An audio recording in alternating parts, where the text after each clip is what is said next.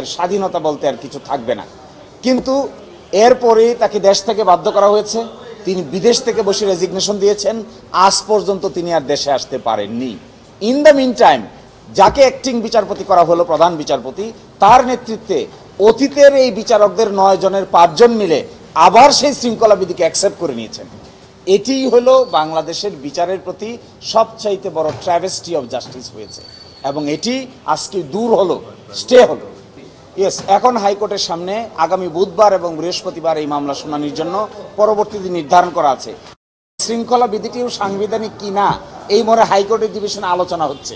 সুতরাং এখন হাইকোর্ট ডিভিশনের সামনে এটা ওপেন টু ডিসাইড এই শৃঙ্খলা বিধি তারা রাখবেন কি রাখবেন না, হাইকোর্ট সেটার সিদ্ধান্ত নেবে। প্রধান বিচারপতি বলেছেন এটা সুপারভেনিং সার্কামস্টান্সেস, অর্থাৎ প্রথম আদেশটা দেওয়ার পরে দ্বিতীয় আদেশের মাঝখানে এমন কিছু ঘটেছে যে ঘটনা কারোই নিয়ন্ত্রণের মধ্যে ছিল না।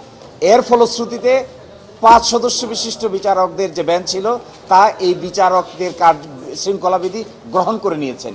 এই সময়টা ছিল সুপারভেনিং সার্কামস্টান্সেস, কন্ট্রোলের বাইরে, সীমানার বাইরে। এটার কনসিকোয়েন্স বলেছি আমি, এটার ফার্স্ট কনসিকোয়েন্স হলো সেই আদেশ স্থগিত হয়ে গেল, ফলে হাইকোর্ট ডিভিশনের সামনে রিট পিটিশন শুনানি করে সিদ্ধান্ত নিতে আর কোনো বাধা থাকলো না। দ্বিতীয়ত হলো শৃঙ্খলা বিধি যেটা আছে, যতদিন পর্যন্ত এই শৃঙ্খলা বিধির উপর পরবর্তী সিদ্ধান্ত না হয়েছে ততদিন পর্যন্ত এই শৃঙ্খলা বিধি কার্যকর থাকে।